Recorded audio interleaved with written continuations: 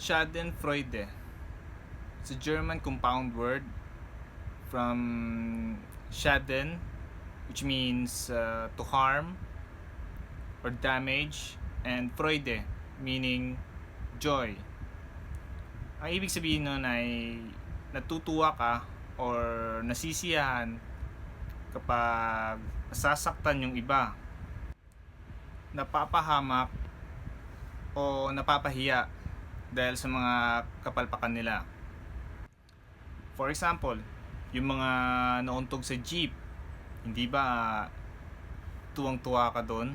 Hindi naman kaya yung mga nadulas at kung ano-ano pang katangahan na nagresulta sa disgrasya. O, di ba?